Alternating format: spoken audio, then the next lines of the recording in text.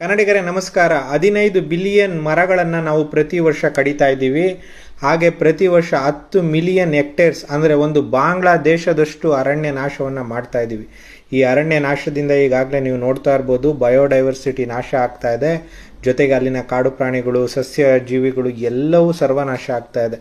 ಅಷ್ಟೊಂದು ದೊಡ್ಡ ಜಾಗಗಳನ್ನು ಸರ್ವನಾಶ ಮಾಡೋದ್ರಿಂದ ಕಾರ್ಬನ್ ಡೈಆಕ್ಸೈಡ್ನ ಪ್ರಮಾಣ ಕೂಡ ಜಾಸ್ತಿ ಆಗ್ತಾ ಇದೆ. ಇದು ಗ್ಲೋಬಲ್ ವಾರ್ಮಿಂಗಿಗೆ ಕಾರಣ ಆಗ್ತಾ ಇದೆ. ಇಷ್ಟೊಂದು ಬಿಸಿ ಗಾಳಿ, ಬಿಸಿಯ ವಾತಾವರಣ, ಟೆಂಪ್ರೇಚರ್ಗೆ ಸತ್ತಂಥ ಜನ, ಬಿಸಿ ಗಾಳಿಗೆ ಸತ್ತಂಥ ಜನ, ಎಲ್ಲದಕ್ಕೂ ನೇರವಾಗಿ ಕಾರಣ ಡಿಫಾರೆಸ್ಟೇಷನ್.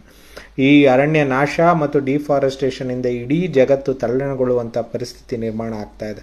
ನಾವು ಪ್ರತಿ ಸೆಕೆಂಡಿಗೆ ಸಾವಿರಾರು ಮರಗಳನ್ನ ಕಡಿತೀವಿ ಅಂತಂದರೆ ನೀವು ಎಷ್ಟು ಈ ಡಿಫಾರೆಸ್ಟೇಷನ್ನು ಮುಂದುವರೆದಿದೆ ಅಂತೇಳಿ ಅರ್ಥ ಮಾಡ್ಕೋಬೇಕು. ಇದೆಲ್ಲನೂ ಕೂಡ ಒಂದು ದಂಧೆ ಮತ್ತು ಒಂದು ಮಾಫಿಯಾ ಆಗಿ ಮಾರ್ಪಾಟಾಗಿದೆ. ಇವತ್ತು ಬೇರೆ ಬೇರೆ ದೇಶಗಳಲ್ಲಿ ಕಾಡನ್ನು ಕಡಿಯೋದೇ ಒಂದು ಇವತ್ತು ಅಭ್ಯಾಸ ಆಗೋಗ್ಬಿಟ್ಟಿದೆ. ಹಾಗಾಗಿ ನಾವು ಅದನ್ನು ಉಳಿಸುವಂಥ ಬೆಳೆಸುವಂಥ ಕೆಲಸವನ್ನು ಮಾಡಬೇಕು. ಇವತ್ತು ನಾವು ನಾಮಚಿಲ್ಮೆಗೆ ಹೋಗಿದ್ವಿ. ತುಂಬ ಚೆನ್ನಾಗಿರುವಂಥ ಜಾಗ, ಆದರೆ ಪ್ಲಾಸ್ಟಿಕ್ಕನ್ನು ಎಸೆಯೋದು ಮತ್ತು ಈ ಥರದ್ದು ಏನೋ ಕಾಂಕ್ರೀಟ್ ಆದಂಥ ಆ ಕಲಾಕೃತಿಗಳನ್ನ ಮಾಡೋದು, ಇಂಥವುಗಳಿಂದ ಈ ಜಾಗವನ್ನು ನಾಶ ಮಾಡುವಂಥ ಪ್ರಯತ್ನ ನಡೀತಾ ಇದೆ.